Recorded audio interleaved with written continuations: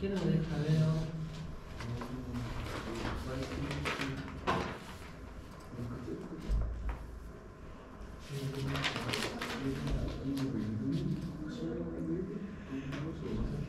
La cámara está encendiendo.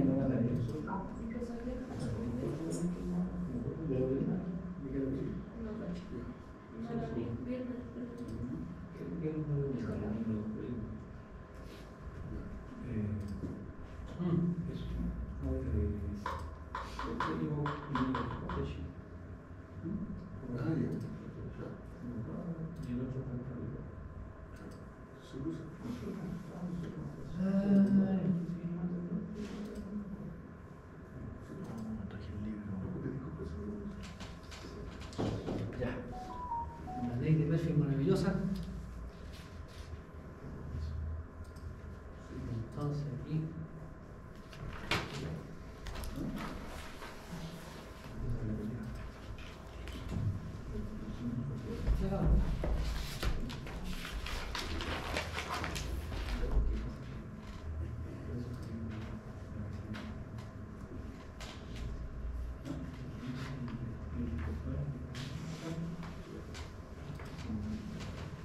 Ahí está. Ahí se ve la cámara. Ahí. Ahora tenemos que editarla.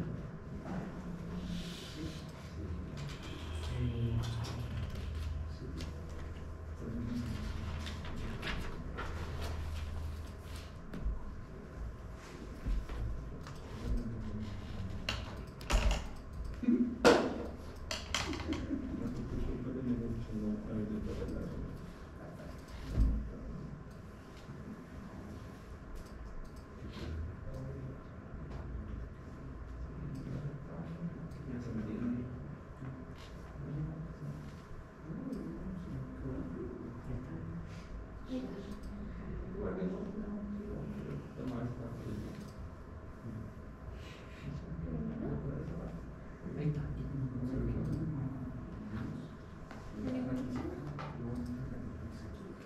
Que no se ha liberado todavía, puede ser por eso, ¿no? Sí.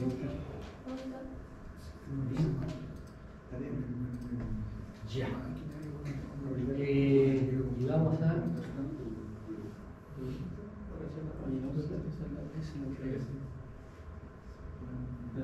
Grabar. Ahí está grabando. Perfecto. Ahí estamos. Ahí. Ya.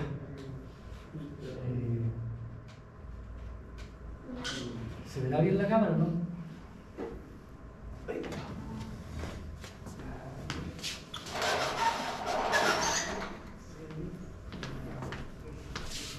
Aloha, ¿me escuchan? Aló, Japón. Ya, y se ve la pantalla. Ya, estamos bien, entonces. ¿Me escuchan y se ve el proyecto? Ya, perfecto, ya. Démosle. Entonces vamos a hacer un pequeño contraste. Ahí se ve. ¿Sí? Bien, entonces estábamos comentando el tema de la calidad de la energía eléctrica y nosotros veíamos que para efectos de la calidad de la energía eléctrica, nosotros usamos el voltaje. Esa es la variable que nos interesa para poder emitir un juicio técnico respecto al voltaje. Y acá, cuando queremos voltaje, aparecen distintos índices de mérito o de evaluación. Y estos índices de mérito apuntan principalmente a ver los tres aspectos que nos interesan. Uno es la onda, que la onda sea senoidal. Lo otro es la relación entre el voltaje máximo y el voltaje RMS, que sea raíz de 2. Y lo otro es que el periodo, que es igual a 1 partido por la frecuencia, sea 20 milisegundos.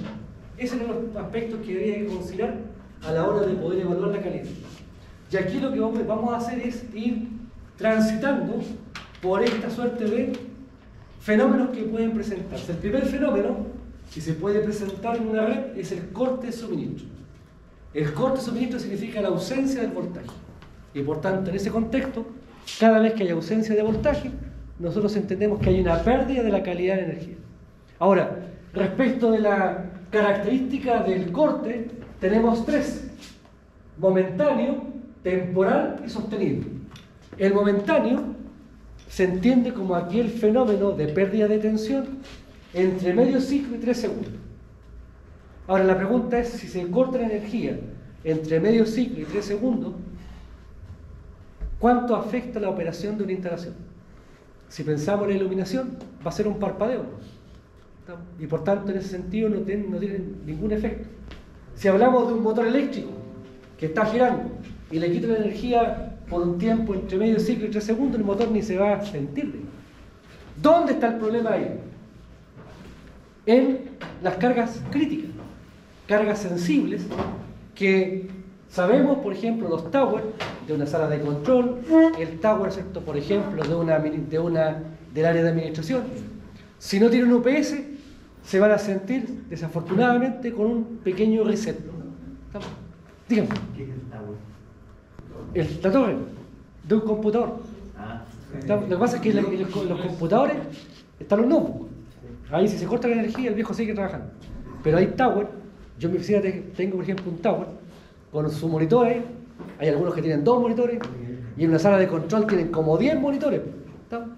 Y esas máquinas, desafortunadamente, si no tienen una UPS, desafortunadamente se pueden resetear. Y eso es lo que estamos tratando de cuantificar con esto. Ahora, después está el temporal. 3 segundos a 1 minuto. Ahí la iluminación sí me enteró.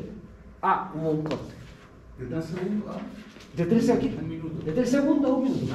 ¿Sí? Entonces ahí tenemos el fenómeno temporal. Y ahí, efectivamente, la iluminación, uno percibe que se cortó la energía, pero volvió después.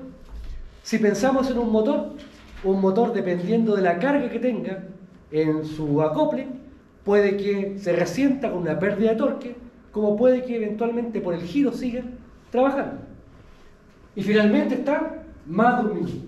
Si es más de 1 minuto, todos los procesos, ¿cierto?, desafortunadamente se pierden, la iluminación, la fuerza, y por tanto ahí se habla de una condición sostenida, porque se entiende que ya todos nos dimos cuenta de que hubo el corte de energía. Dígame.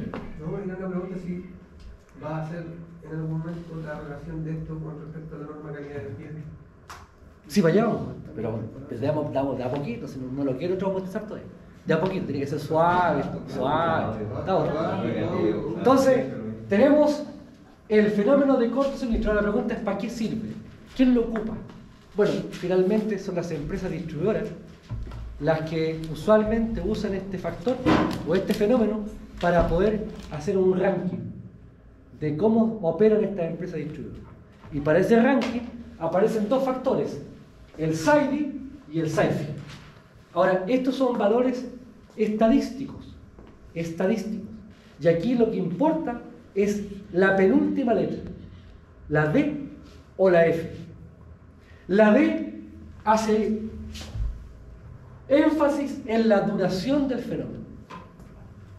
Si duró 1 minuto, 30 segundos, media hora, 4 horas, por tanto, el SAIDI lo que está contemplando son los minutos al final del día que no hubo suministro de energía. Y acá, en cada empresa, se establece un valor estadístico basado en cuánto tiempo estuvo sin energía un cliente dividido por el número de clientes abastecidos. El ideal, por ejemplo, el ideal de una empresa eléctrica decente es que no tenga más de 2 o 3 minutos, ¿cierto?, en el día, digamos. Más de 20 minutos en un mes, más de 40 minutos en un año. ¿Me explico? Entonces uno va haciendo una suerte de escalafón. Esta es la interna. Ahora, una de las metas de las empresas distribuidoras es justamente trabajar sobre esos factores.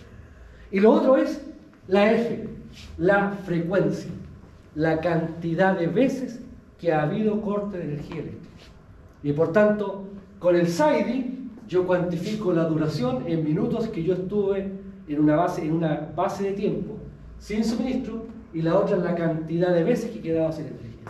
Y por tanto aquí, claramente aquella empresa que tiene al menos un corte al día va a tener una calidad bastante más deficiente que aquella que tiene un corte en un metro. Y por tanto, esa es un poco la mirada. Ahora, cada empresa fija sus propias metas respecto de esto. Ahora, hay otros factores, hay como 6, pero los más frecuentes es el SAIDI y el SAIFI. Yo los invito, por favor, a googlear después. Aparece todo un desarrollo respecto de eso y aparecen incluso los valores referenciales para efectos de poder trabajar, ¿cierto?, con estas unidades. El otro fenómeno tiene relación con los transientes. El transiente es un fenómeno desafortunadamente fortuito, aunque sí yo lo puedo condicionar a algunas situaciones, y es un fenómeno que normalmente origina un aumento del voltaje. Si la tensión sube, desafortunadamente el aislamiento puede sufrir. Si yo someto al aislamiento a permanentes subidas de voltaje, finalmente el aislamiento se socava, se pierde aislamiento y entran partes vivas en contacto produciendo un cortocircuito. Y por tanto, frente a eso tenemos dos tipos de transientes. El transiente que se llama tipo impulso, porque es un latigazo de voltaje en un tiempo acotado. Está normalizado incluso, entre 40 y 20 microsegundos. ¿Está? Y este fenómeno, entre 4 y 20 microsegundos. Y este es el fenómeno típico asociado a una descarga atmosférica. Cuando hay una descarga atmosférica, se puede producir este fenómeno, ¿cierto?, de un transiente tipo impulso. También se puede presentar este fenómeno cuando hay una falla, cuando hay un cortocircuito, puntualmente monofásico a tierra. Si hay un cortocircuito monofásico a tierra, las fases no falladas, ¿cierto?, pueden experimentar este fenómeno. Ahora, ¿lo puedo evitar? No lo puedo evitar. Por tanto, lo único que me queda es prepararme para ello. ¿Y cómo me preparo para esto? Instalando pararrayos. Por tanto, el pararrayo lo que viene a hacer es, no elimina el fenómeno, pero al menos limita el valor del transiente de voltaje. Lo acorta. ¿Está? Ahora, tenemos el transiente tipo impulso. Aquí tenemos el transiente que se llama amortiguado. Se llama amortiguado porque al principio, si ustedes se dan cuenta, tiene una tremenda oscilación, pero a medida que pasa el tiempo, la oscilación va disminuyendo hasta que normalmente después de medio ciclo desaparece. Por tanto, el transiente amortiguado es un fenómeno, ¿cierto?, transitorio que dura normalmente medio ciclo. Ahora, ambos fenómenos afectan la forma de onda. Y por tanto, ahí tenemos el gran componente. Ahora aquí, ¿qué tenemos en este caso? Este fenómeno está asociado normalmente a la energización de equipo. Cada vez que yo energizo un equipo, existe una probabilidad de que se origine este fenómeno transiente amortiguado. Por tanto, ¿qué es lo que un eléctrico trata de evitar a toda costa? Estar energizando equipo. Cada vez que yo energizo, existe la potencial posibilidad de que exista un transiente. Pero no solamente la energización, también en la desconexión. Cada vez que yo desconecto un equipo, también se puede producir esto. Ahora, como la conexión y desconexión es parte de la vida diaria, ¿cierto?, de una instalación eléctrica, ¿qué es lo que hacemos acá? Nos preparamos para esto, tratando de acortar el transiente. Y aquí, si aquí trabajamos con pararrayos, si aquí hay pararrayos, esto es pararrayos,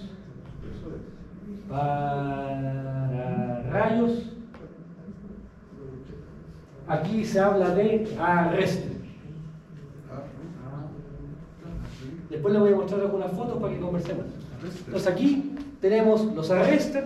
Usualmente esto se aplica a media tensión, el pararrayo se aplica a alta tensión. Por tanto, en alta tensión, ¿qué equipos están conectados para proteger frente a fenómenos de transiente? Los pararrayos. En media tensión, ¿qué equipos se ocupan? Los arrestres. Y si hablamos en baja tensión, tiene un nombre un poquito más desarrollado, se le llama supresores de transiente. ¿Cómo se llamaba el transiente que está al lado derecho? Este se llama amortiguado. Amortiguado. Y este se llama tipo impulso. Y por tanto, los transientes, desafortunadamente, si bien es cierto, no los podemos controlar, sí nos podemos preparar para ello. Y prepararnos significa tratar de reducir el nivel ¿cierto?, de voltaje que tiene. Yo les voy a mostrar algunas fotos después para que ustedes vean lo bueno, lo malo, lo bonito y lo feo de esto. Ahora, tenemos entonces cortes transientes. Sigamos con nuestra mirada lúdica. Avísenme cuando a usted le aparece o no le aparece. Soluciones de transición. Ahí.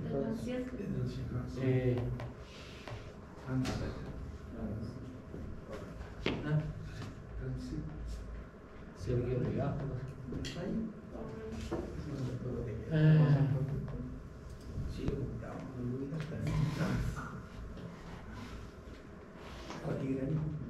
Hay un problema con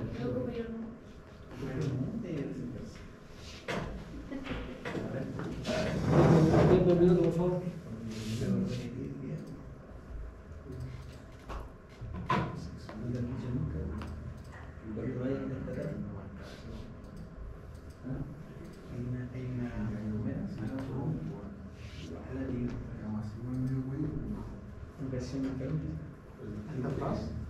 Salió pegado.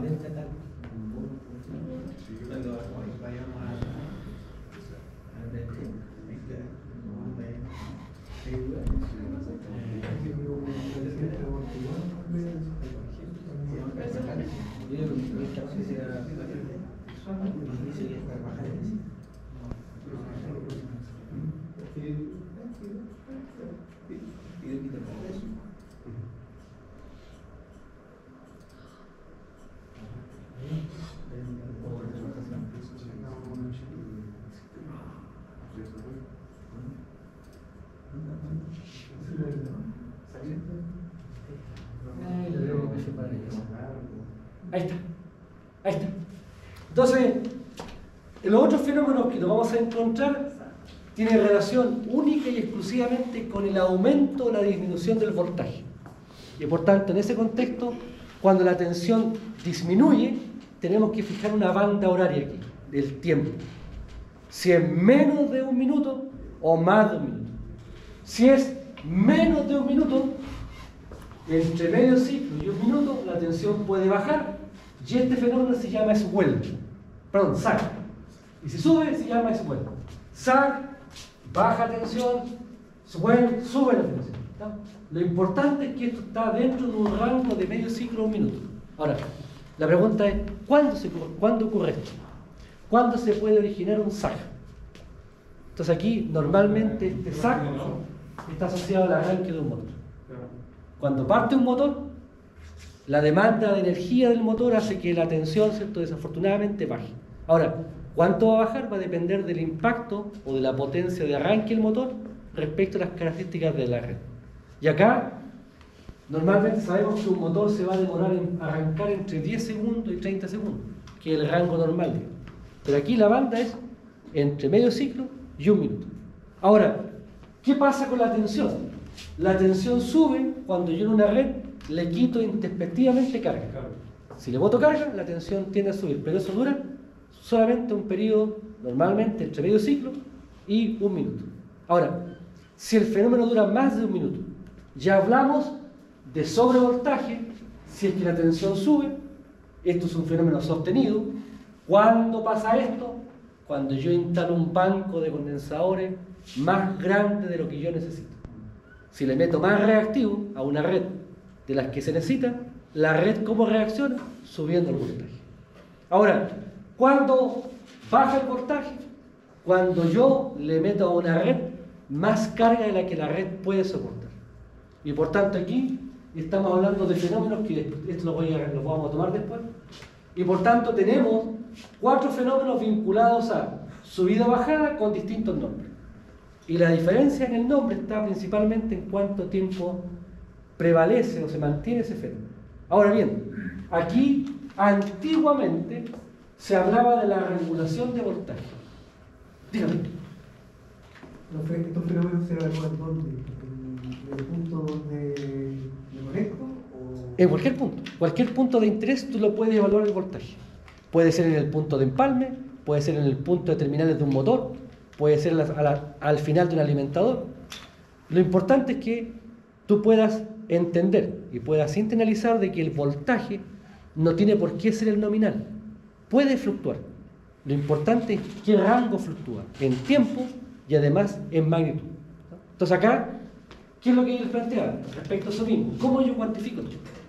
Antiguamente se trabajaba con el concepto de regulación de voltaje.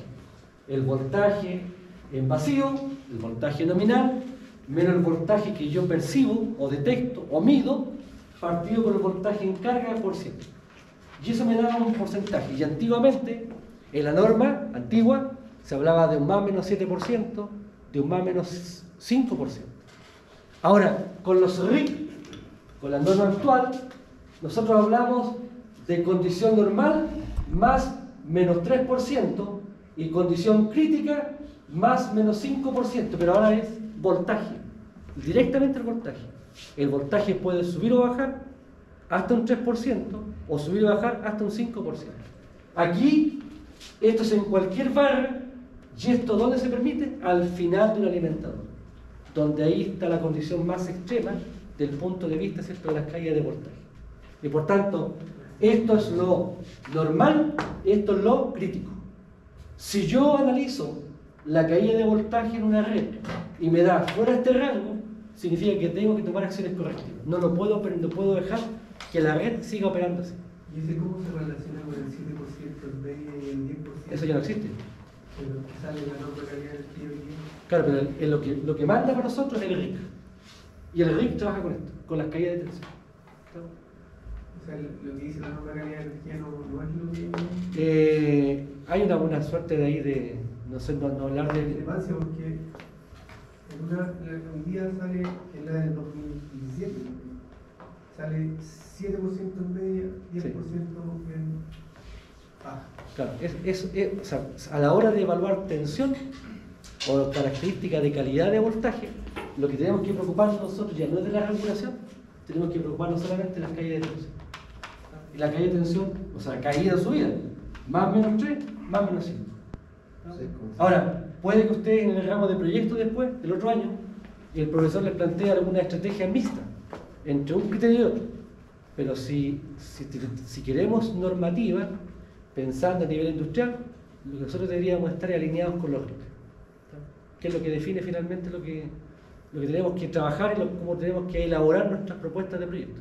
Entonces, como resumen, el voltaje puede variar entre más o menos 3% en las barras.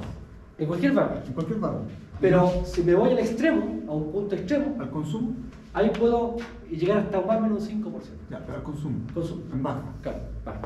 Al final del alimentador, digamos, en la zona más desfavorable que se dice. ¿Sí? Sí. Ahora, tenemos voltaje. Después vamos a retomar esto con ejercicio para que ustedes lo puedan reforzar. Después, tenemos otro fenómeno. Flicker o parpadeo. Aquí, por favor, en el tema del flicker tenemos dos aspectos.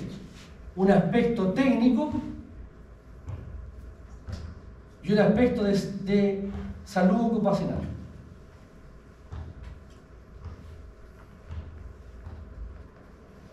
En el aspecto técnico tenemos principalmente dos fenómenos. El tema relacionado con el sincronismo de un generador y el otro tema relacionado con el penduleo, así se llama, oscilación, penduleo de eje. ¿Qué me recuerda el tema del flicker o parpadeo? Básicamente que la tensión, si bien es cierto, puede ser alterna, puede tener subidas y bajadas. Y por tanto, al tener subidas y bajadas, lo que yo tengo en definitiva es que sobre los 50 Hz se agrega una señal de frecuencia asociada a la modulación de la tensión. Esta frecuencia, la frecuencia de modulación del flicker, está en torno a los 10 Hz y múltiplos de 10. Por tanto, lo que estamos viendo en este tema es que supongamos que la tensión azul, si yo he puesto ahí la he marcado, ¿cierto?, con respecto a la roja, que sería la condición normal, fíjense, esa es la tensión de la red. Y yo tengo un generador que quiero conectarlo a esa red. Para que el generador entre en sincronismo, tiene que entregar la misma tensión de la red. Ustedes me dirán, el día del NIC, pero un generador va a entregar esa tensión. Disculpando la expresión un poco académica, digo. Y por tanto, esa tensión azul impide que yo pueda enganchar mi generador. Por tanto, hay un problema de sincronismo. Ahora, la presencia de frecuencias múltiplos de 10 también puede originar desafortunadamente fracturas en los ejes. Se ha demostrado que cuando yo tengo un motor y tengo una carga conectada, acoplada, y no hay un acoplamiento adecuado, no está bien alineado, se produce una vibración. Esa vibración, si llega a una frecuencia de 125 Hz, desafortunadamente se produce una rotura del eje. Y por tanto tengo un fenómeno mecánico asociado a frecuencias vinculadas a este fenómeno. Lo otro, salud ocupacional. Hay personas que son fotosensibles. Es decir, si la tensión sube y baja, lo que yo veo es que la luz, yo la percibo que está intermitente. Yo puedo reaccionar a esa intermitencia. Y por tanto, si soy fotosensible a esto, desafortunadamente esto es la antesala de un cuadro que es bastante complejo, que es un ataque, ¿cierto?, de epilepsia.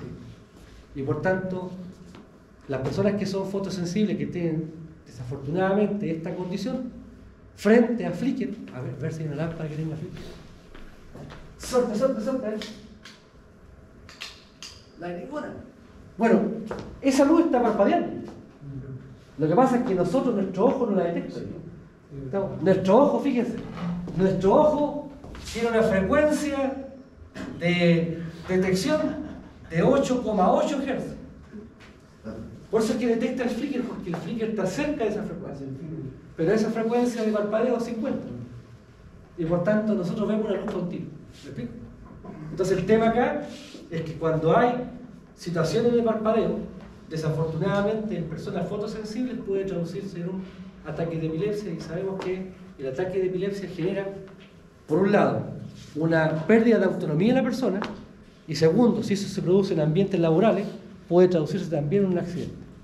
Y por tanto aquí tenemos esto de por medio una situación que debemos cada cierto tiempo pesquisarla. Ahora, ¿cómo se pesquisa esto? Para pesquisar un flicker usamos lo que se llama el flicker meter, que es como un flicker. Este es un equipo que recibe las tensiones de fase U sub A, U sub B, U sub C. Internamente, a través de un procedimiento matemático, calcula dos factores, el PST y el PLT. El PST es una medida de flicker cada 10 minutos. Por tanto, toma un valor, calcula un valor promedio en 10 minutos. Y el PLT también es una medición de flicker, pero cada 2 horas. Ahora, como ustedes comprenderán, 10 minutos, ¿cuántas veces caen en 2 horas? 12, ¿cierto? Por tanto, el PLT no es nada más que un cálculo de 12 PST. Ahora, estas mediciones las entrega el instrumento. Para nosotros, ¿qué es lo importante? Que ambos datos tienen que estar menor a 1. Por tanto, si la medición de PST y de PLT es menor a 1, lo que tenemos que interpretar es que la probabilidad, ¿cierto?, de que el flicker origine un problema es baja. Pero si el PST o el PLT es mayor a 1, ya es un tema que hay que ocuparse, porque existe la probabilidad de que tengamos potencialmente un problema, ya sea técnico o de salud ocupacional. Entonces, ¿qué es lo que estamos viendo? ¿Se dan cuenta, no? A cada fenómeno le podemos asignar un valor numérico, un valor de referencia, para poder discernir entre estar bien o estar mal, entre no preocuparnos y preocuparnos, en tomar acciones y no tomarlas. ¿Sí? ¿Se entiende? Ahora, otro aspecto que también podemos encontrarnos tiene relación con los desequilibrios. Aquí lo opuesto, fíjense, el rojo, el ideal, las tensiones ABC perfectamente iguales, con la misma magnitud. y he puesto intencionadamente aquí en azul tensiones de fase distintas. Por tanto, aquí vemos que hay un desequilibrio. En este caso, para evaluar el desequilibrio, nosotros usamos lo que se llama la tensión de secuencia inversa. Esta se calcula. Se calcula a través, ¿cierto?, de un equipo analizador de red o un equipo analizador de calidad. Analizador de red, hay varias marcas, ¿cierto? Analizador de red. Y este analizador de red lo que nos da es el valor de la tensión de secuencia negativa. Lo importante es que la tensión de secuencia negativa siempre tiene que estar por debajo del 3%. Si está debajo del 3%, se entiende, se interpreta de que hay desequilibrio, pero que no es o no será, ¿cierto?, potencialmente riesgoso para la operación de los equipos. Si es más de un 2%, si es más de un 3%, lo que dice la norma americana es que existe una alta probabilidad de que tengamos un problema.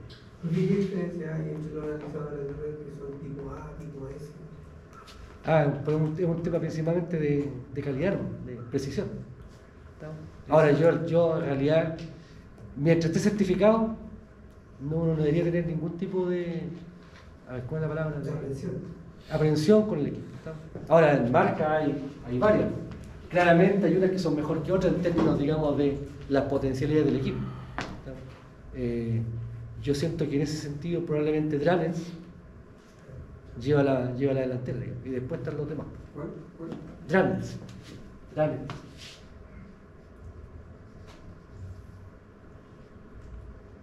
Hay varias versiones, digamos. ¿Ese es el que se deja conectado 24 horas? ¿Ah? ¿El que se deja conectado 24 horas haciendo las pruebas? Lo puedes dejar un tiempo. O sea, aquí lo bueno es que tú lo parametrizas, y si cada vez que salga de rango de la parametrización, el equipo te captura los fenómenos, te indica los fenómenos. Ahora, la mayor potencialidad de Drannens probablemente está en la captura de los transientes. Ahí es donde está su fuerte. Si yo quiero capturar transientes, probablemente este es el equipo más idóneo, ¿cierto?, para efecto, por la respuesta de frecuencia que tiene. Pero un estudio de calidad de energía, de acuerdo con ellos, no debiesen ser 7 días. ¿Ah? No debiesen ser 7 días un estudio de calidad de energía. Como para reflejar algo en tiempo de acuerdo a la IE6, más o menos establecido. No logro entender la pregunta.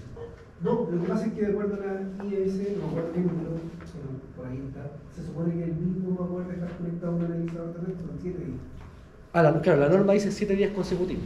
Sí. Ahora, el tema es que, claro, si el proceso es continuo, quizás 7 días es mucho, digo. Si el proceso es permanente. Ahora, si el proceso tiene variaciones de carga, ¿cierto? Ahí sí es importante detectar, digamos, esas variaciones. Sobre todo, lo que uno busca con los 7 días es un poco el perfil. Verificar que el perfil de carga se correlacione, ¿cierto?, con algún fenómeno detectado. Pero yo creo que esto lo van a comentar también cuando trabajen en el laboratorio.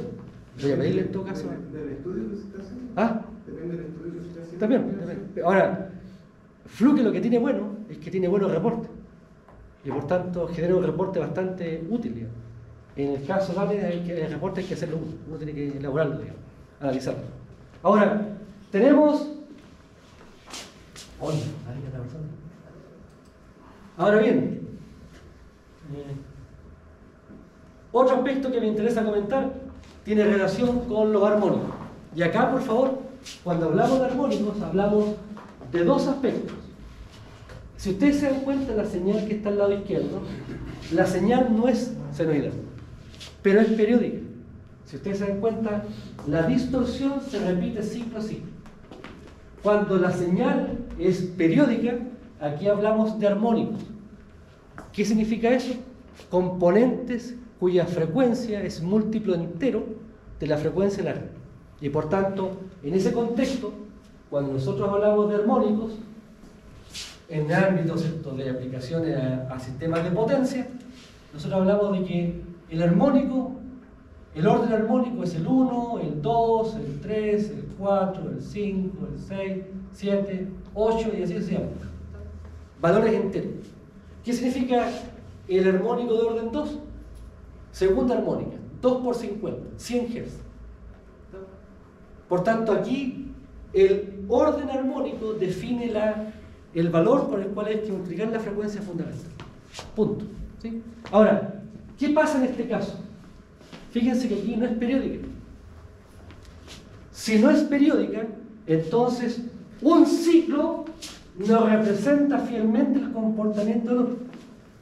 Y por tanto, en ese contexto aquí ya no hablamos solamente de armónicos, sino que hablamos de interarmónicos. Es decir, en el caso de una señal que no es periódica, el H va a ser igual a 0,1, 0,2, 0,3, 1, 1,1, 1,2 veces la frecuencia de la red. Y por tanto podemos encontrarnos con frecuencias de 10 Hz, 15 Hz, 18 Hz, es decir, una situación bastante más amplia. Ahora bien, dentro de la probabilidad de que nos encontremos con esto, la probabilidad de esto es bastante reducida. Se ha demostrado que la presencia de interarmónicos tiene relación principalmente con una aplicación, que en nuestro país es escasa, que son los arcos eléctricos, los hornos de arco. Porque ahí lo que yo tengo es una condición en la cual la carga es tremendamente variable y puede producir estos fenómenos de interarmónico. Ahora, como esa situación usualmente no es tan relevante en nuestro país, nosotros caemos normalmente en esto. Y en este caso, ¿qué decimos? Para una señal con armónicos habrá una corriente RMS total y una corriente RMS fundamental. Y por tanto, en el caso de los armónicos, si hablamos de corriente, tenemos entonces a la H1 tendré la I1, a la H2 tendré la I2, a la H3 tendré la I3 y así sucesivamente. Y por tanto, a partir de esta descomposición, tenemos entonces el concepto de corrientes armónicas y corriente total, o corriente efectiva, o corriente verdadera. Por tanto, si una señal de corriente presenta armónicos, la suma cuadrática de cada componente será igual a la corriente RMS cuadrática total. Y por tanto, en el caso de los armónicos, hablamos de corrientes armónicas, fundamental y en función del H, y hablamos de la corriente total. Ahora, esto también se aplica al voltaje. Ahora, esta es la forma extensa. Esto yo lo puedo llevar de una forma compacta. La sumatoria de K igual 1 a H de los I sub K cuadrado. Esto que está acá es lo mismo que está acá. Ahora, esto lo puedo aplicar a corriente y a voltaje. Sin embargo, si uno analiza una red eléctrica normal, uno se encuentra que los armónicos de voltaje usualmente son despreciables. Y donde hay armónicos es principalmente en la corriente. Ahora, ¿quién produce esta corriente? Desafortunadamente, todos los equipos de electrónica de potencia, rectificadores, variadores de frecuencia. Y por tanto, en ese contexto es que aquí yo he concentrado el análisis para las corrientes. Ahora, dicho esto, tenemos entonces la corriente total, que es la suma de todas las corrientes o todas las componentes. Si yo saco la fundamental y dejo solamente las componentes armónicas, aparece entonces la corriente RMS de los armónicos. Y por tanto, tenemos esto acá, en esta definición de armónicos, tenemos la corriente RMS fundamental, la corriente RMS de los armónicos y la corriente RMS total. Magnitudes. Ahora, ¿por qué para nosotros es importante? Porque ¿cuándo yo debo decir o puedo decir que no hay armónicos en una señal? Si la corriente RMS de los armónicos vale 0.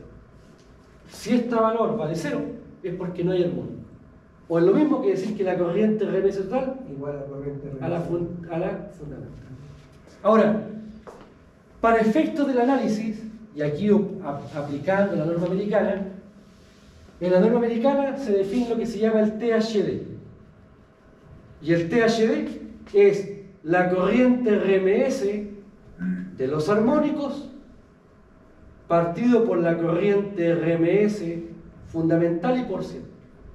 De nuevo, igual THD de corriente. Fíjense, si la corriente RMS de los armónicos vale 0, significa que no hay distorsión. Y por tanto, ¿cuánto vale el THD? Valdría 0. Por tanto, ¿qué significa que el THD me dé 0? Significa que la señal es perfectamente segura. A medida que el THD va aumentando, debemos interpretar que la distorsión va aumentando. Ahora, aquí lo que yo les decía es que el THD de voltaje en una red siempre está por debajo del 3% y por tanto se puede despreciar. Pero el THD de corriente puede variar de 0 a 100 dependiendo de dónde yo haga la medición. Ahora, aquí, por favor, una de las cosas que sí quiero destacar es que estas magnitudes no se miden, se calculan. Yo no mido armónicos, yo calculo el armónico, porque lo que hace el instrumento es tomar la señal distorsionada y aplicarle Fourier. Y al aplicar Fourier, ¿cierto?, lo que hace es calcular. Por tanto, lo que estamos diciendo acá es que estamos calculando las corrientes armónicas, estamos calculando la corriente fundamental, estamos calculando el THD. No lo estamos midiendo, independiente del instrumento nos entregue, ¿sí? El instrumento internamente calcula, no mide. Ahora, para efectos de poder darle un contexto ya mirando la instrumentación, aquí yo les planteo un ejemplo. Fíjense, la señal azul es la señal real, que está distorsionada. Yo a esa señal le aplico Fourier, y Fourier descompone la señal azul en una señal negra de 50 Hz más una señal verde. La pregunta es, ¿qué frecuencia tiene esta señal verde? Para saber la frecuencia, lo que yo debo preguntarme es, ¿cuántos ciclos de la señal verde caben en una señal negra, en la fundamental? Fíjense. 1, 2, 3. Por tanto, la señal verde es una señal de tercer orden. Y por tanto, si yo uso un instrumento, un fluke u otro, para poder evaluar los armónicos de esta señal, el fluke me da el espectro de magnitud. Es un grafo donde aquí está el orden armónico. Si aquí hay 0, es porque ese armónico no está. ¿Sí? Por tanto, ¿qué vemos acá? Que me está indicando el instrumento que hay una señal de fundamental, 50 Hz, y hay una señal de tercera armónica, 150 Hz. El instrumento también me podría dar no solamente la magnitud, sino que también la fase. Porque si ustedes se dan cuenta aquí, la señal que está en negro no parte en 0. Es decir, tiene un desplazamiento. Y ese desplazamiento en este caso sería de 30 grados. Y por tanto, yo tengo aquí la inspección visual de un fenómeno, ¿cierto?, asociado a este análisis. Hay instrumentos que dan las formas de onda, hay instrumentos que dan los espectros. Y uno, normalmente, ¿con cuál debería trabajar? Con este, el espectro de magnitud, porque es el que da finalmente la posibilidad de hacer todos los cálculos y evaluar los índices. Ahora, de acuerdo a esto, tenemos el THD, en este caso de corriente, la corriente de los armónicos, partido por la fundamental por ciento, y aquí está la expresión matemática. Ahora, también, y esto para empezar a darle gustillo, Profesor, dígale. respecto a la distorsión armónica de voltaje de corriente, Sí. ¿por qué se puede dar que la de voltaje puede ser más baja y que la de corriente más alta? Claro, lo que pasa es que la tensión que es impuesta por la red, ¿sí? Sí, Y la corriente que es impuesta por la carga. por la carga. Entonces, es la carga la que impone esa distorsión. Y eso es lo que me genera ahí. Entonces, si tú pones un motor, que es una carga teóricamente lineal, sin problema, las corrientes tienen arsenal. Pero si tú en vez de un motor le intercalas un variador, le estás metiendo ahí un equipo electrónico de potencia y ahora las corrientes no van a ser similares. Ahora, si yo midiese, por ejemplo, la distorsión de voltaje que es alta, entonces ahí podríamos decir que la red es la que me está contaminando más que el mismo variador, por ejemplo. Claro, si tú tienes un THD de voltaje sobre el 3%, ¿Ya? eso es un problema que habría que verlo en el punto de impacto. O sea, la norma establece que frente a una situación de armónico, ¿Ya? si hay armónicos de voltaje, un THD de voltaje Mayor. sobre el 3%, Ya. eso significa potencialmente que en el punto de conexión al centro, ahí tú tienes un problema. Pero usualmente ahí lo que habría que cuantificar, bueno, ahí sí corresponde a los 7 días. Cuando tú entras en un litigio, tenés que hacer una medición durante 7 días consecutivos para ver, porque claro, los armónicos pueden ir cambiando en el tiempo, pueden ir subiendo, bajando. Ahora, típicamente, si yo tengo un transformador, y aquí tengo un cliente, y aquí tengo otro cliente, este cliente es un cliente ideal, senoidal puro, ¿sí? Y este es un cliente no senoidal, con armónico, ¿sí? Entonces, claro, este cliente no senoidal origina una perturbación en la barra que comparte con este otro cliente. Entonces, ahí tú puedes tener eventualmente un efecto, ¿cierto?, de acoplamiento. Y por tanto, en esos casos, ¿cierto?, es que es importante tener, ¿cierto?, esa medición. Ahora, lo que uno hace finalmente cuando tenemos clientes que efectivamente no son lineales, lo que hay que, lo posible, tratar de intercalar de por medio un transformador. Porque el transformador... Un transformador me anula lo armónico. Lo atenúa. Lo atenúa. Lo atenúa. O sea, lo que hace es ralentizar la variación de corriente. Y al ralentizarla la hace más sonido. ¿Ah? La suaviza. Eso es un poco la... Es como el volante en el caso mecánico. Hace que sea más suave los cambios de velocidad, aquí que sean más suaves los cambios de corriente. ¿Sí? Ahora, aquí un aspecto, ¿cierto?, que me interesa destacar es el siguiente. Les voy a hacer una demostración para que lo podamos entender. ¿Sí? Fíjense, el factor de potencia, por definición, es potencia activa partido por potencia aparente. ¿Sí? Ahora, la potencia activa, raíz de 3, B por I, coseno de phi. Ahora, como es potencia útil, cuando hablamos de armónico, la potencia útil solamente está asociada a las componentes fundamentales. Por tanto, esta es B1 y 1. Solamente la potencia 50 Hz es la que es útil. La otra es pérdida. ¿Sí? Y acá me queda dividido por raíz de 3, BRMS total por IRMS total. Pensando que hay armónicos de voltaje y de corriente. ¿Sí? ¿Me explico? Esto es total, esta es potencia útil. Ahora, si yo considero que la distorsión de voltaje es baja, P1 y BRMS son similares y por tanto se pueden anular. Y por tanto me queda, el raíz de 3 se va, me queda I1 partido por IRMS total por coseno de phi. ¿Sí? Bueno, este factor que está acá, fíjense, ¿cómo es la corriente RMS total con respecto a la fundamental? Puede ser parecido. Fíjense que esta siempre va a ser mayor. Porque esta que está aquí ¿Qué se considera? toma la fundamental más la armónica. No lo armónico. Por tanto, esta numéricamente es más grande que esta. Debería ser ¿Sí? Y por tanto, este factor siempre va a ser menor que 1. Y por tanto, a este factor se le llama factor de potencia de distorsión, porque contempla la presencia de armónico. Y un armónico distorsiona. ¿Sí? Y por tanto, de acuerdo a esto, bueno, y este factor de potencia es el de toda la vida, factor de potencia que se llama de desplazamiento. Y por tanto, el factor de potencia será el factor de potencia de distorsión por el factor de potencia de desplazamiento. Ahí está. Entonces, aquí hicimos una demostración. ¿Sí? Acuérdense que la parte teórica son preguntas y demostraciones. ¿Sí?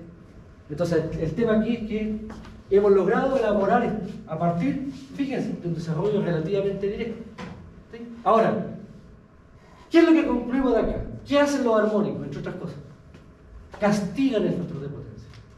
Por tanto, los armónicos lo que hacen en una instalación es reducir el factor de potencia. Y por tanto, esa es una problemática. Ahora, ¿cuál es la complicación? Que uno dice, bueno, si tengo que mejorar el factor de potencia, instalo condensador. Y resulta que instalar condensador es lo peor que uno puede hacer. Porque entra en el sistema de resonancia. Resonancia. ¿No? Que es lo que vamos a comentar, eso lo van a ver al final con Yandy van a ver eso. Entonces, el tema acá es que uno pregunta, bueno, ¿qué hace el factor? ¿Qué hace desafortunadamente los armónicos? Los armónicos aumentan la corriente, aumentan las pérdidas, pero también reducen el factor de potencia en el punto de impacto. Y ahí tenemos un gran desafío por delante de cómo corregir eso. ¿Sí? Ahora, la corrección muchas veces apunta a tratar de bajar la distorsión. ¿Cómo bajo la distorsión? Tratando de que la fuente que origina los armónicos tenga o se le incorporen filtros. Normalmente filtros de línea que se le llaman, o reactores a la entrada, para atenuar, digamos, la corriente. ¿Sí? Entonces acá tenemos este factor. Ahora, fíjense, factor de distorsión y 1 partido por IRMS. ¿Ven? Ahí está. Bueno, ¿sí? Bueno, esto es igual a esto. Entonces yo aquí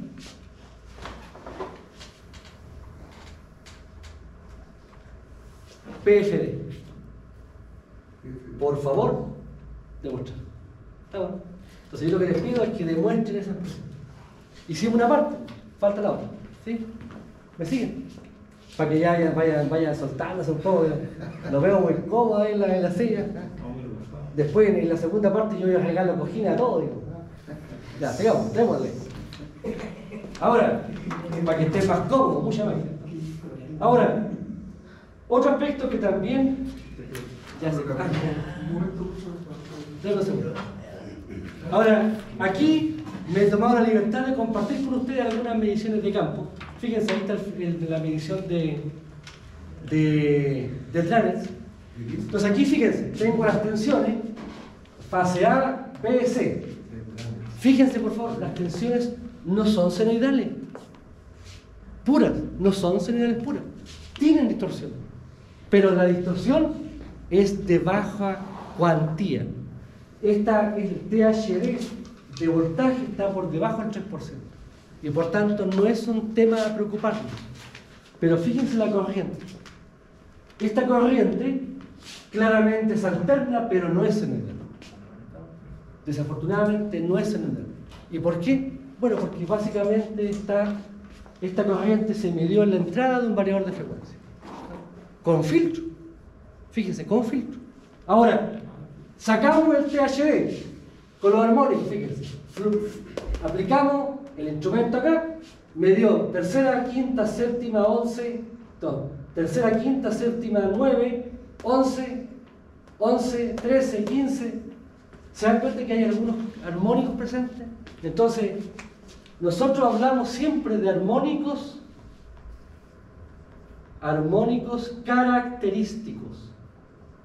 En electrónica de potencia, los armónicos son característicos. H, 6K más menos 1. Si K vale 1, para K igual 1, me da 6 más menos 1. O sea, 5, 7. Si K vale 2, me da 12 más 1 menos 1, 11, 13. Si K vale 3, 18, 17, 19. Y así sucesivamente. Por tanto, cuando ustedes analicen armónicos de corriente en una instalación, siempre se van a encontrar con esos armónicos. Además de la tercera, aunque la tercera es por otro fenómeno, no es por armónico, es por desbalance. Pero acá, lo que tenemos, si ustedes se dan cuenta, es esto. Ahora, ¿cuál es la característica de esto? Para bien de nosotros. La corriente y su H, yo la puedo calcular como I1 partido por H.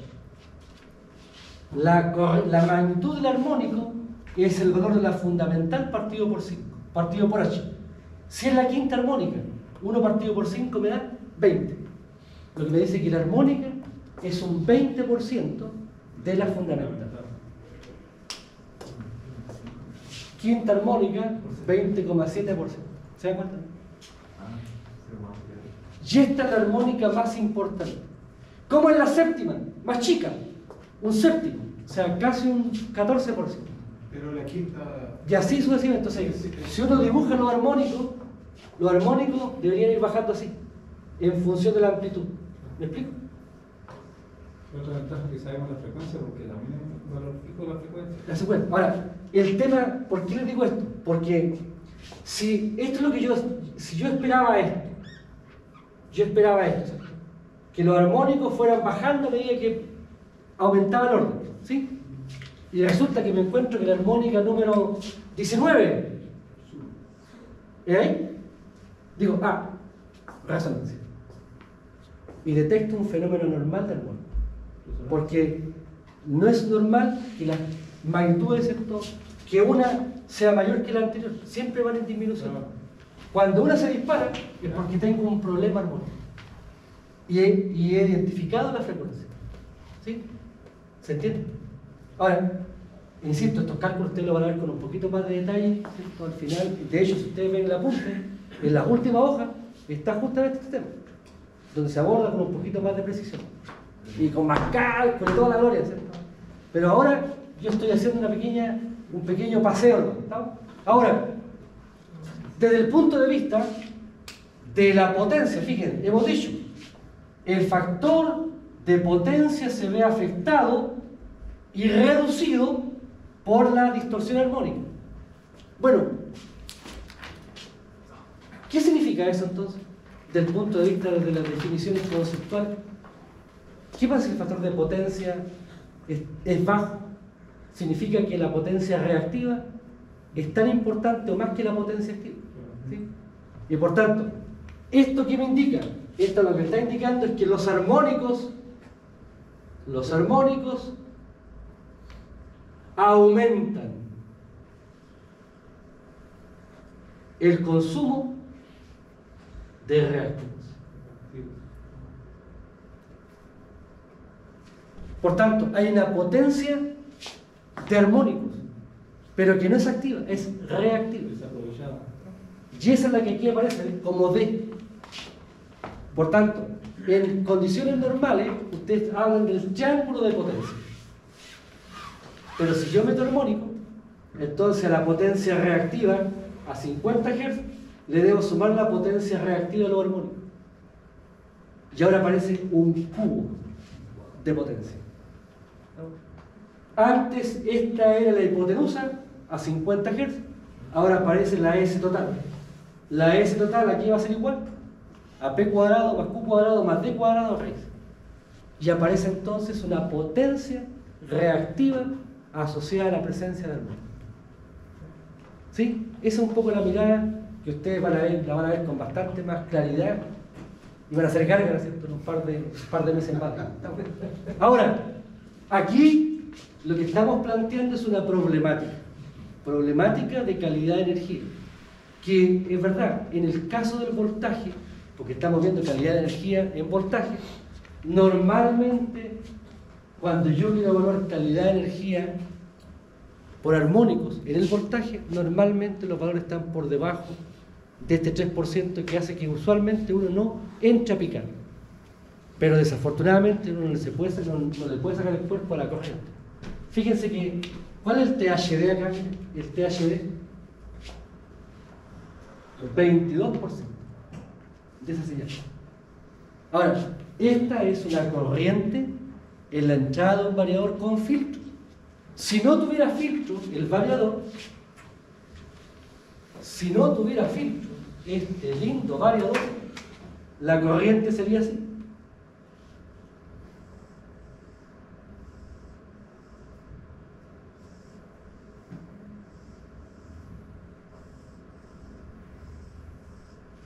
Entonces, ¿qué es lo que hace el filtro? Permite atenuar esto. En vez de que baje de una vez, lo atenúa. Le da inercia a la corriente. Este THD, 20. Este, 98%.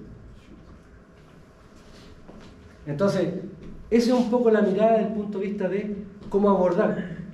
En el caso de la calidad, uno aborda el tema, ¿cierto?, de los armónicos básicamente porque tiene incidencia en el factor de potencia y tiene también incidencia, ¿cierto?, en las pérdidas del sistema.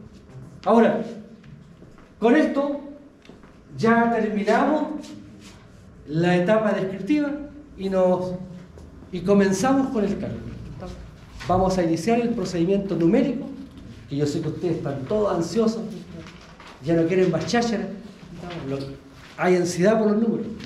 Entonces, cuando uno quiere enfrentar el cálculo,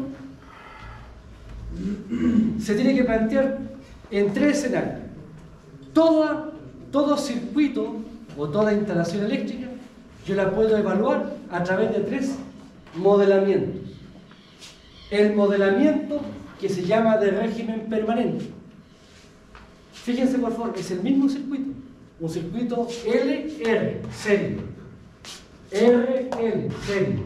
RL, serie. El mismo. He puesto el más básico. Si alguien me preguntara, ¿qué te gustaría resolver? Hoy damos circuito serie. Feliz, digamos, porque el paralelo ya implica otro encono, ¿sí? Ahora, fíjense, en este circuito hablamos de análisis estacionario. ¿Qué significa eso? Cuando estamos en presencia de una red senoidal periódica, donde cualquier periodo las variables se comportan igual, yo puedo trabajar con fasor. Y por tanto, esta ecuación es una ecuación de LDK, donde ya no hablo de la inductancia, hablo de la reactancia inductiva, omega L, un valor fijo. Y aquí hablo de la resistencia, fija. Y por tanto, la tensión aplicada, fasor, será el R por I, más omega L, que es la reactancia por I. Recordemos que la inductancia, ¿qué hace con la corriente? Produce un desplazamiento. Por eso es que aparece la J. JXL. Ahora, de aquí yo puedo, con este planteamiento, sacar factor común la corriente y por tanto calculo así, en un plus plus, que la corriente del circuito será E partido por R más JX. Y entramos en un cálculo de magnitudes complejas, polares o rectangulares. ¿Me explico? Ahora, esto es lo que yo trataré de abrazarme lo que más pueda. Esto. Porque esto es fácil. Es directo. ¿Estamos? Ahora, la pregunta es, hagamos un pequeño cambio. ¿Quién entrega la tensión? ¿Un gerón? Entonces cambié la tensión por la entrada de los terminales de un gerón. Y por tanto, estas tensiones en terminales. ¿Y por qué entrega energía al generador? Porque entra una potencia mecánica. Y por tanto establezco una ecuación mecánica. Ecuación de torque del motor, menos el torque, excepto que yo entrego, ¿cierto?, a través del eje, es la derivada de T, D de T, de J por omega. Esto es la inercia, esa es la velocidad. Si asumimos que la inercia no cambia, que la J es constante, una constante dentro de una derivada sale fuera, y por tanto me queda J de omega de T. Si ahora trabajo, si aquí tengo torque, multiplico por omega a ambos lados, torque por omega me da potencia. ¿Y aquí tengo la potencia? Potencia mecánica menos potencia eléctrica. Y aquí me queda la J. La J la cambio por el factor de inercia de la máquina y por la frecuencia, ¿cierto?, de operación de la máquina. Y me queda, en vez del omega, trabajo con el ángulo y me queda de 2 delta de T2. Esta es la ecuación de oscilación de la máquina. Esa es la ecuación que ustedes van a ver con el profesor Gentry en estabilidad. Gracias a esta expresión se comprueba cuándo un sistema es estable o cuándo no es estable. ¿Qué saca una máquina de estabilidad? ¿Qué puede hacer que la máquina entre en blackout? ¿Cómo yo concluyo eso? A partir de esta expresión. Ahora, si el comportamiento de un ciclo no es igual al del otro, entonces ya no puedo trabajar con fasor. Y estoy obligado a trabajar con la ecuación diferencial. Y me queda entonces E de T, L por dI de T, más R por I de T. Y aquí tengo una ecuación diferencial. Pero no cualquiera. Es una ecuación diferencial con excitación alterna. Y por tanto la solución es una solución que tiene dos partes. Una particular y una general. ¿Sí? ¿Se acuerdan? Bueno, esto lo vamos a ver. Esto ¿Dónde lo vamos a ver? En este capítulo de análisis de régimen normal. Después, en línea de transmisión, vamos a ver esto nuevamente. Cuando entremos al tema de cortocircuito, vamos a caer acá. Cuando veamos estabilidad, vamos a caer aquí.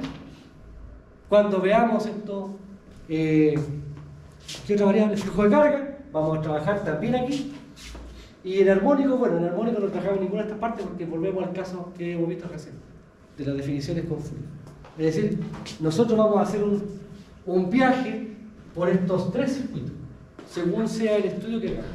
Ahora, dicho esto, nosotros vamos a comenzar el estudio y ir elaborando, ¿cierto?, la construcción de la operación de sistemas de potencia, trabajando con algunas definiciones previas, cortitas para ir entendiéndolas. Lo primero que me interesa que entendamos es la estrategia de cálculo. Y la estrategia de cálculo es lo que se llama el cálculo en por unidad.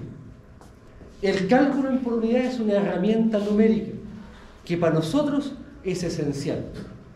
Pero no es únicamente porque este cálculo nos facilita algunas cosas, sino que está en coherencia con la información que yo tengo. Si yo me voy a un trafo, si yo me voy a la placa de un trafo, el trafo va a decir 2 MVA, voltaje primario 66, voltaje secundario 6,3, Z del trafo 6,5%. Es decir, el fabricante me da la impedancia del transformador, no me la da en ohm, me la da en por unidad, porque 6,5% significa 0,065 en por unidad. Si yo veo los datos de una máquina, de un motor de media tensión, 1250 HP, 4,16 kV, Z del motor, 12%. El fabricante me da la información de la impedancia de la máquina en porcentaje, es decir, me la da en por unidad. En consecuencia, el cálculo en por unidad lo que trata de hacer es alinearse con la información disponible de dos de los tres elementos más importantes. ¿Qué es lo único que falta aquí como elemento importante? Una línea. En la línea no, en la línea conocemos los parámetros de no. Y por tanto, ¿qué es finalmente el cálculo por unidad? La definición, fíjense, es una cantidad real partido por una cantidad base. Esa es la definición. Real, volt, ampere, ohm, potencia activa, kilowatt o megawatt, potencia reactiva, kVAR o MVAR, potencia aparente, MVA o kVA. Y por tanto, cuando nosotros trabajamos en esta definición o en este planteamiento, lo que hacemos entonces es definir primero el rayado de cancha, el punto de partida. ¿Cuál es el punto de partida? Yo defino una potencia base, me la doy, la potencia de cálculo. Ahora, ¿en base a qué criterio? El que yo quiera. Normalmente, basado en la ley del mínimo esfuerzo, a mí me acomoda mucho trabajar con potencia múltiplo de 10. Por tanto, me doy la potencia base. Ustedes podrían, cada uno de ustedes, darse valores base distintos y podrían hacer cálculos en por unidad distintos. Pero cuando pasen a valor real, el mismo resultado. Entonces, en realidad es la estrategia que yo puedo usar, va a variar, pero siempre el resultado final, si es que está bien calculado, va a ser el mismo. Ahora, me doy la potencia, el voltaje base, también me lo doy, basado principalmente en el voltaje nominal de la instalación. Por tanto, ¿quién define el voltaje base? El voltaje nominal de la instalación. Pero además, en este voltaje base, me debo preocupar de las tensiones de los trafos. Las tensiones de los transformadores también me van a condicionar el voltaje base. Ahora, si suponemos que no hay trafos en la red, entonces me doy el voltaje base igual al voltaje nominal ¿Y cómo calculo la corriente base? La corriente base será la potencia base partido por raíz de 3 veces el voltaje base. Por tanto, ¿cómo parte esto? Definiéndose la potencia base, definiendo el voltaje base y calculando la corriente base. Con esto, con este punto de partida, yo después lo que hago es transitar de valores conocidos a valores por unidad según las bases empleadas. Ejemplo, yo conozco el Z de la línea en ohm. Me lo dan. La R de la línea, la X de la línea. Entonces, ¿cómo paso de la Z de la línea en ohm a por unidad? Divido por la Z base en ohm. Yo obtengo la Z de la línea en por unidad. Pero aquí hablamos de 3, ¿no? Entonces, cuando tengo un valor en ohm, necesito un cuarto, que es la Z base. ¿Y cómo calculo la Z base? La Z base en ohm será el voltaje base al cuadrado partido por S base. Y aquí, por favor.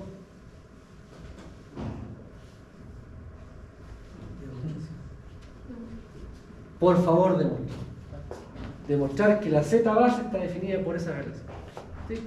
Ahora, tenemos potencia base, voltaje base, corriente base, y si hay impedancia no, debe multiplicar por la Z base para obtener la impedancia en por unidad. Por tanto, toda tensión en por unidad, ¿cómo la calculo? Como el valor real partido por el valor base. La definición. Una corriente en por unidad, corriente real partido por corriente base. Definición, valor real partido por valor base. Z real partido por Z base. Y por tanto, lo que hacemos en el cálculo en por unidad es pasar todas las magnitudes reales a valores porcentuales. Ahora, uno me dirá, ¿y a mí qué? Entonces, ¿dónde está la ventaja? Fíjense. La Z es una expresión, pero yo quiero que esto lo voy a retomar después, pero el S mismo. El S en por unidad. S real partido por S base. El S real en la forma polar. Aquí está la forma polar. En MBA, el S base en MBA. ¿Qué cosa es el S? Esto lo hicimos en la clase pasada, creo. Raíz de 3, B por I conjugado. Aquí está con los fasores. La potencia base, raíz de 3, B por I base. B base y base. ¿Esto qué cosa es? Voltaje. Esto es corriente. Fíjense. Raíz de 3 con raíz de 3 se va. B real partido por B base, ¿qué cosa es? B real partido por B base, B por unidad. Por tanto, aquí tengo el B por unidad. Y real partido por I base y en por unidad. Pero está conjugado. Entonces, fíjense que en por unidad no hay raíz de 3. Oh, ese para mucho, esa es una alegría gloriosa, digamos. Porque el raíz de 3 de repente nos confunde. ¿Cuándo va el raíz de 2? ¿Cuándo va el raíz de 3? Hay unos problemas de set que créanme que uno no sabe cuándo son. Pero si trabajan por unidad, se va por un tubo. Entonces, el tema acá, una de las ventajas es que efectivamente, a través del cálculo por unidad, yo evito utilizar la raíz de 3. La raíz de 3 siempre va en valores reales. Aquí, en por unidad, desaparece. Ahora, otro aspecto que también es importante tiene relación con el cambio de base. Yo tengo una Z real y voy a calcular la Z real en por unidad respecto a una base 1. Y esa misma impedancia real la voy a calcular en por unidad en una base 2. Si igualo las Z reales y relaciono los valores por unidad y los valores base, obtenemos esta expresión que se llama la expresión de cambio de base. Esta expresión, ¿dónde se usa? En trafos y se usa en máquinas, ya sea generadores como motor. Por tanto, donde ustedes conozcan el valor por unidad, tendrán que aplicar esta expresión si es que los valores básicos que ustedes usaron no coinciden con los voltajes de placa eléctrica. Y por tanto, este es un procedimiento que nos ayuda, nos facilita el procedimiento matemático. Créanme que si quisiéramos aplicar teoría normal, claro, una red para un trafo se puede, pero cuando son más de un trafo la cosa se empieza a poner cada vez más oscura. ¿Por qué? Porque en valores reales tenemos que referir los datos. Fíjense, por favor. Fíjense. Lo voy a hacer para el caso monofásico. Se aplica igual para el trifásico, pero es más latente. Fíjense. Trafo.